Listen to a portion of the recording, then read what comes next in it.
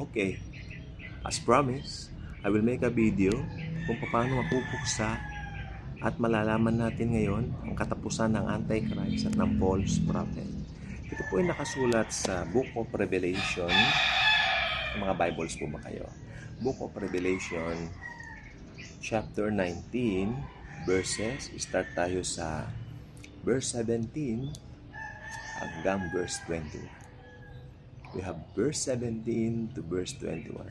17, 18, 19, 20. We have 5 verses and all. Okay? So, ito po siya. Then, I saw an angel standing in the sun, and he cried with a loud voice, saying to all the birds that fly in the midst of heaven, Come and gather together for the supper of the great God, that you may eat the flesh of kings, the flesh of captains, the flesh of mighty men, the flesh of horses, and of those who sit on them, and the flesh of all people, free and slave, both small and great. Ang konteksto po nito, pagkatapos na po nung Great Tribulation. Okay? Tapos na yung Great Tribulation, dumating na si Jesus, nag-second coming na po siya, at sabi, kumbaga parang linisin nyo na, kainin nyo na, sa mga butre, kainin nyo na yung mga, yung mga laman ng mga taong ganito, parang pinapalinisin ng Lord, parang ganun pinapakita rito, na pinapalinis niya na yung mga kalat, parang ganun. At isa sa mga kalat na lilinisin, tingnan nyo to. And I saw the beast. Alam niyo yung beast na yan, yan po ang tawag sa Antichrist. Yan siya po ang beast. Yan. Siya po ang beast, ang Antichrist. Okay? And I saw the beast, the kings of the earth. Ba, hindi lang pala yung Antichrist, hindi lang yung beast. Kings of the earth, yung mga pinuno ng mundo na nakialyansa o nakialyado sa Antikristo. Okay? And their armies gathered together to make war against him who sat on the horse and against his army. Ibig sabihin, lalabanan pa ng Antikristo, okay, at ng kanyang mga kaalyado ang Panginoong Jesus. May balak pa silang lumaban. Yun ang mangyayari niyan. Ito pa nangyari. Sa verse 20, mabilisan lang po ito. And the beast, then the beast was captured, and with him the false prophet, who worked signs in his presence, by which he deceived those who received the mark of the beast. Yung mga nagpatatak ng 666. Yan. Yung mga nagpatatak ng 666.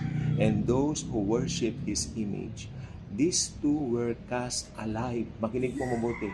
These two were cast alive into the lake of fire, burning with brimstone.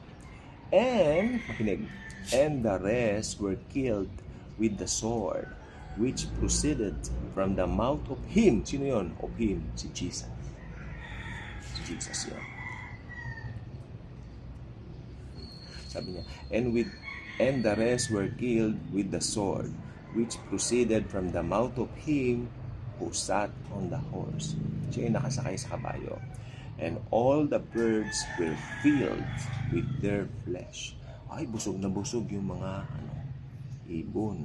I like this filter. I like this. Ayan. So, ayan po siya.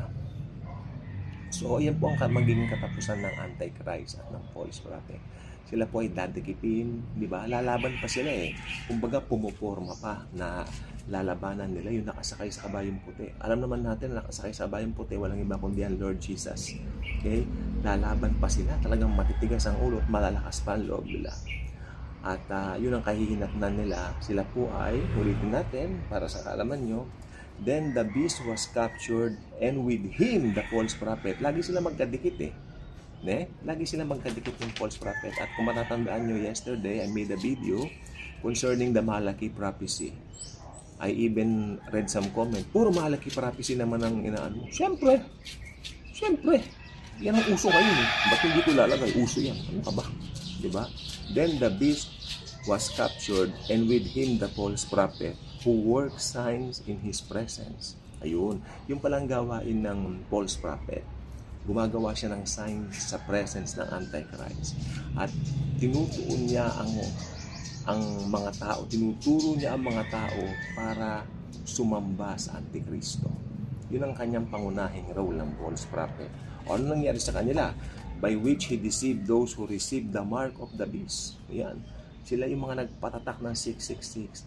Ewan ko lang kung narinig ko dati, pero nasabi ko na dito sa mga vlogs natin na pag natatakan ka na ng 666, hindi ka na talaga maliligtas. Wala ka ng pag-asang maligtas pa.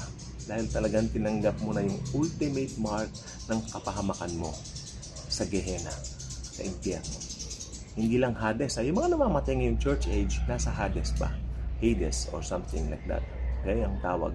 At pero ultimately, after the white throne judgment, ito yung white throne judgment, ito po yung judgment para doon sa mga unbelievers.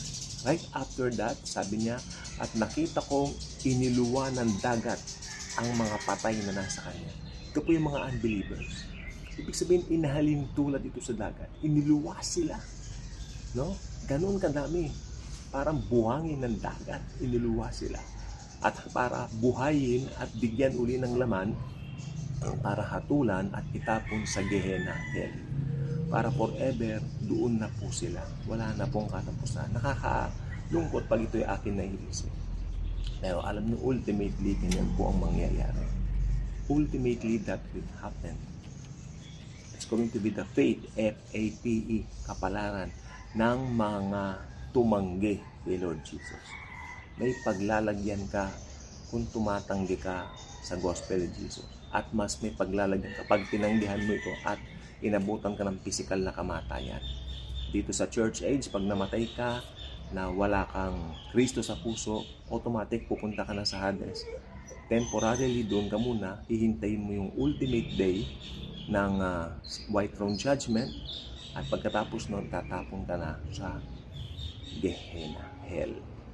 Lake of fire, literal na apoy, walang katapusan. Okay? At ngayon, pag naabutan ka naman ng Great Tribulation, maliligtas ka kung maniniwala kay Jesus at magpapapugot ka ng ulo. Remember, sa Great Tribulation, ang basihan ng kaligtasan ay hindi na yung blood ni Christ. Okay? Kasi binigyan na tayo ng palugit itong church age. Doon epektibo ito. Pero pagdating po ng time ng Great Tribulation, ang paraan po ng kaligtasan doon ay maniwala kay Jesus at the same time magpapugot ng ulo. Yun po talaga ang nakalagay sa Bible. At yan po ang mangyayari. Okay? So, after that, nasabi dito, these two, itong dalawang ito, these two were cast alive into the lake of fire. Ito po yung Gehenna, burning with brimstone. So, itong false prophet at ang Antichrist na ito, sila po ang buena mano sa Gehenna. Mauuna pa sila kay Satanas. Kasi kung babasahin mo yung susunod na chapter, ito pa lang po yung bottomless pit na kung saan huhuliin po si Satanas at itatapon po siya sa bottomless pit. Diba? Doon muna siya ng 1,000 years para sa 1,000 year millennial reign ni Jesus dito sa lupa. Kaya napakahalagang pinag-aaralan natin ng eschatology. Okay? Napakahalagang pinag-aaralan natin ang end times. Okay? Huwag natin sayangin kasi ito po talaga ang gusto ng Panginoon na aralin natin. Especially right now, may conclave po ngayon sa Rome. Hinihintay natin sino yung susunod after Pope Francis. Okay? Sabi niya rito, and the rest were killed with the sword which proceeded from the mouth of him who sat on the horse. Jesus po yun. And all the birds were filled with their flesh. Ito yung mga armies ng Antikristo at ng bulaang propeta. Sila po ay kinain ng mga buitre. Mga ibon, nabusog po sila. So again, ulitin ko, ang buena mano po sa Gehenna hell, walang iba kundi ang Antikristo at ang false prophet.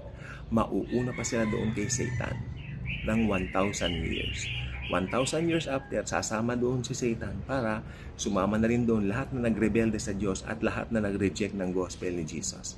Sama-sama po sila doon.